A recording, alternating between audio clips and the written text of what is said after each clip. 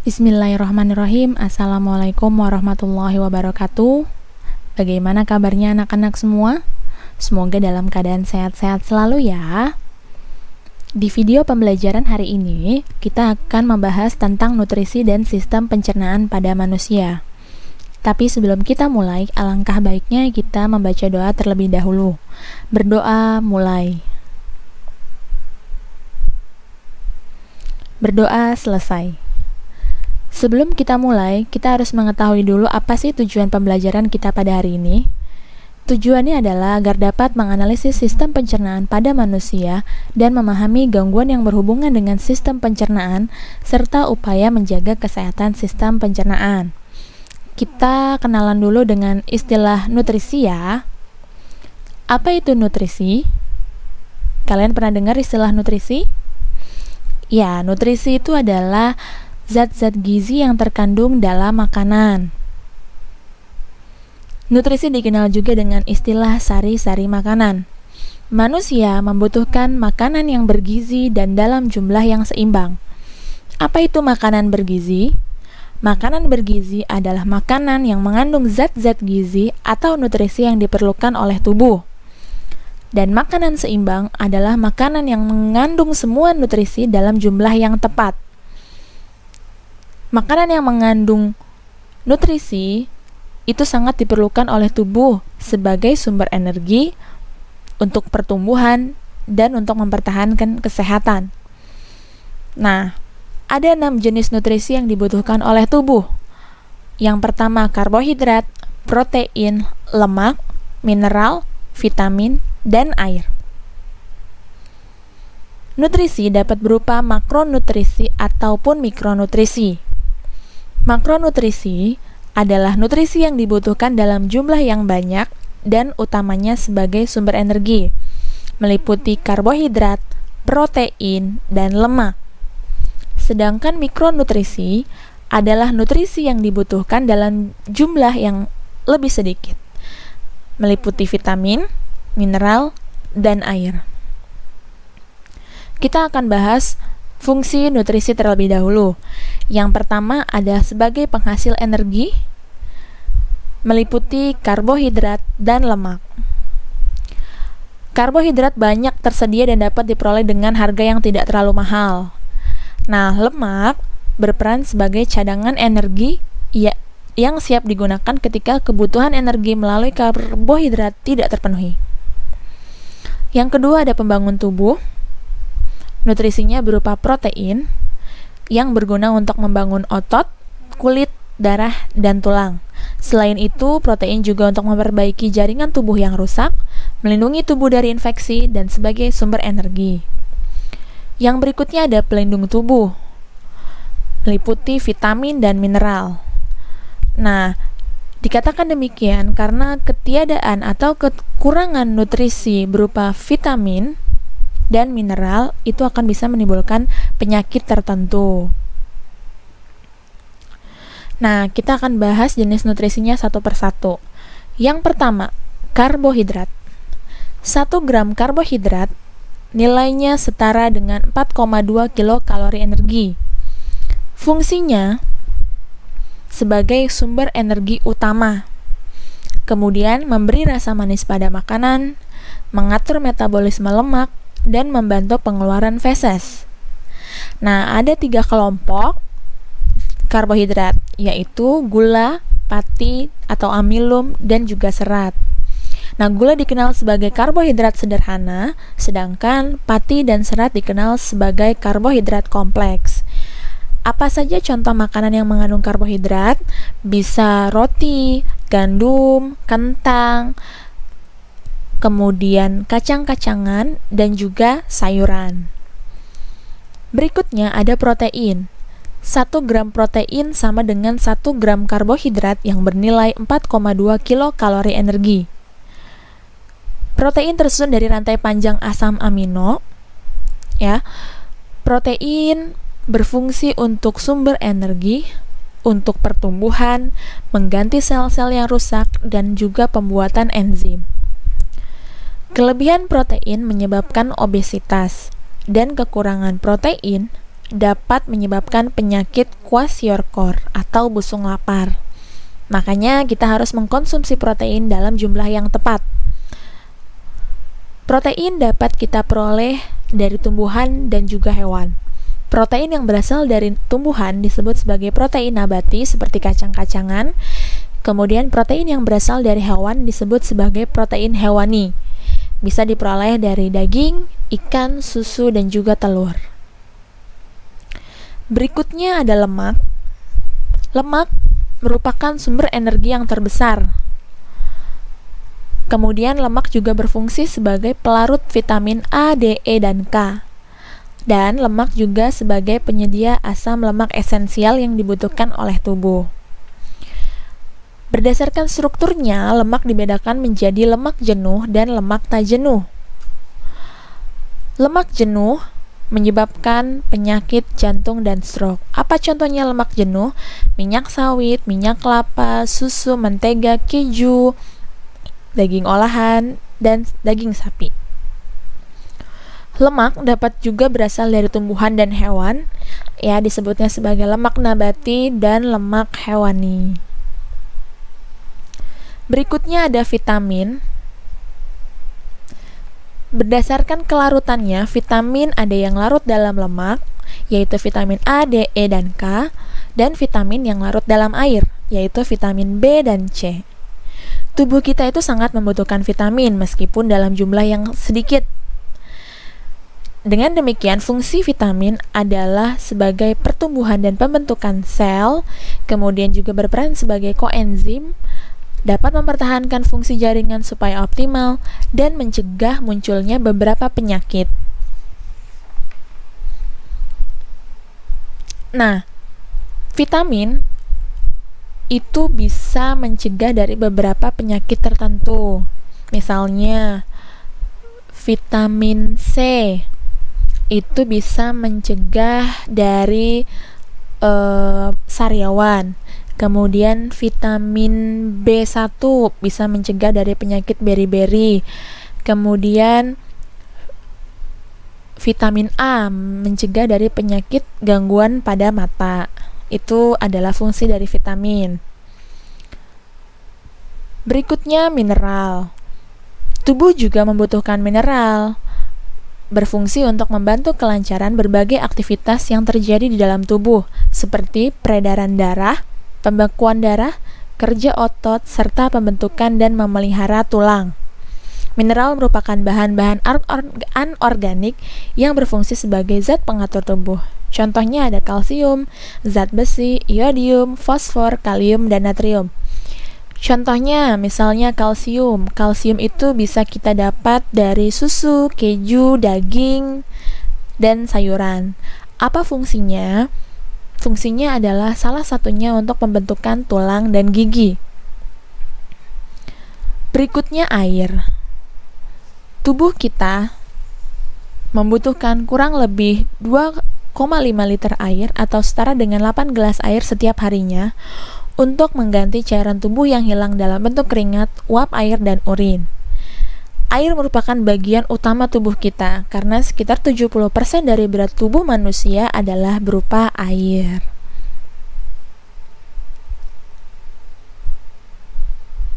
Sampai sini terkait nutrisi bisa dipahami? Oke, kita akan lanjut ke proses pencernaan dan organ sistem pencernaan. Proses pencernaan makanan. Ada 5 proses yang dilalui makanan di dalam tubuh, yaitu ingesti, digesti, absorpsi, asimilasi, dan defekasi. Ingesti berarti proses memasukkan makanan ke dalam tubuh. Digesti adalah proses mencerna makanan dari molekul kompleks diubah menjadi molekul yang sederhana sehingga kandungan nutrisinya bisa diserap oleh tubuh. Dan absorpsi adalah proses menyerap nutrisi oleh sel-sel tubuh. Asimilasi proses pemanfaatan nutrisi yang telah diserap. Dan defekasi adalah proses pembuangan zat-zat sisa makanan yang sudah tidak dimanfaatkan lagi oleh tubuh Ya, defekasi ini erat kaitannya dengan organ ekskresi yang akan kita pelajari nanti. Nah, proses pencernaan makanan itu ada dua, ada secara mekanik dan kimiawi. Kalau mekanik berarti proses pemecahan molekul dari yang ukurannya besar ke ukuran yang kecil dengan alat pencernaan, sedangkan kimiawi proses penguraian makanan dari yang kompleks ke yang lebih sederhana dengan bantuan enzim atau alat pencernaan. Sistem pencernaan manusia. Yang namanya sistem berarti tersusun dari organ-organ yang saling bekerja sama. Apa saja organ pencernaan manusia? Mulut, oke, kerongkongan, lambung, usus halus, usus besar, ada kelenjar hati, empedu, pankreas, rektum, dan juga anus. Nanti ada dua macam ya, ada organ utama dan organ tambahan yang kita akan bahas berikutnya. Organ pencernaan utama mulai dari mulut, kerongkongan, lambung, usus halus, usus besar, dan anus. Ini adalah gambaran singkatnya tentang organ pencernaan utama. Di dalam mulut, makanan dicerna secara mekanik dan kimiawi dengan bantuan gigi, lidah, dan air ludah. Kemudian yang telah dicerna di rongga mulut akan ditelan dan masuk ke kerongkongan untuk sampai ke lambung. Kemudian terjadi proses pencernaan makanan secara mekanik dan kimiawi. Setelah itu masuk ke dalam usus halus, dicerna secara kimiawi. Kemudian ada usus besar yang fungsinya adalah mengatur kadar air pada sisa makanan. Setelah itu akan dibuang melalui anus yang terdiri dari dua lapis otot, otot polos dan otot lurik. Untuk lebih detailnya kita akan bahas di slide-slide berikutnya. Masih menyimak? Masih ya, jangan ngantuk. Tapi simak baik-baik penjelasan Ibu di slide-slide berikutnya. Langsung saja yang pertama ada mulut. Seperti di awal tadi sudah diinfokan bahwa terjadi proses pencernaan makanan secara mekanik dan kimiawi di mulut. Pencernaan makanan secara mekanik oleh gigi dan lidah, dan pencernaan kimiawi oleh enzim amilase. Gigi manusia terdiri dari 4 macam, yaitu gigi seri, gigi taring, gigi geraham depan, dan gigi geraham belakang, yang masing-masing mempunyai fungsi yang berbeda. Selanjutnya ada lidah. Lidah berfungsi mencampur makanan dengan saliva atau air liur. Pada permukaan lidah terdapat kuncup rasa, sehingga kita bisa merasakan manis, asin, asam, dan pahit. Selanjutnya ada kelenjar ludah. Kelenjar ludah ini menghasilkan ludah untuk mempermudah proses penelanan makanan dan mencerna makanan secara kimiawi. Ludah menghasilkan enzim petialin atau amilase untuk mencerna karbohidrat amilum menjadi maltosa atau gula sederhana. Berikutnya kerongkongan. Setelah makanan dicerna di mulut, lidah akan mendorong bolus menuju kerongkongan. Nah, bolus akan melewati yang namanya faring. Nah, ada yang namanya epiglotis, ya. Epiglotis ini akan menutup saluran napas atau laring pada saat makanan lewat sehingga tidak masuk ke saluran pernapasan, sehingga kita nggak tersedak saat kita sedang makan. Kalau kita tersedak berarti makanan yang kita makan itu masuk ke saluran pernafasan. Nah, selama perjalanan menuju lambung, otot kerongkongan akan mendorong dan meremas makanan sehingga menjadi lunak. Gerakan itu disebut sebagai gerak peristaltik. Berikutnya ada lambung. Lambung adalah kantong berotot yang terletak di rongga perut sebelah kiri. Lambung terdiri atas 3 bagian, yaitu kardiak, fundus, dan pilorus. Di dalam lambung, bolus dicerna secara mekanik dan kimiawi. Pencernaan mekanik dilakukan oleh otot-otot lambung, sedangkan pencernaan kimiawi dilakukan oleh getah lambung. Nah, getah lambung ini mengandung 3 macam zat. Asam klorida atau HCl yang fungsinya membunuh kuman yang masuk bersama makanan. Kemudian ada enzim pepsin yang fungsinya memecah protein menjadi pepton. Selanjutnya ada enzim renin mengendapkan protein kasein dalam susu. Nah, pencernaan di dalam lambung ini mengubah bolus menjadi bahan semi padat yang disebut kimus menuju usus halus. Usus halus. Ketika kimus sampai di usus halus, ya, akan melewati 3 bagian. Karena usus halus punya 3 bagian, yaitu usus 12 jari atau duodenum, usus kosong atau jejunum, kemudian usus penyerapan atau ileum. Nah, pencernaan secara kimiawi terjadi di usus halus, ya. Pada duodenum atau usus 12 jari bermuara 2 saluran dari kantong empedu yang berupa getah empedu dan pankreas berupa getah pankreas. Apa fungsinya getah empedu? Yaitu untuk mengemulsikan lemak. Dan getah pankreas mengandung enzim pencernaan, yaitu lipase, amilase, dan tripsin, yang masing-masing mempunyai fungsi yang berbeda. Enzim lipase fungsinya mencerna lemak menjadi asam lemak dan gliserol. Enzim amilase mencerna amilo menjadi maltosa, dan enzim tripsin mencerna protein menjadi polipeptida. Proses penyerapan nutrisi terjadi di usus penyerapan atau ileum.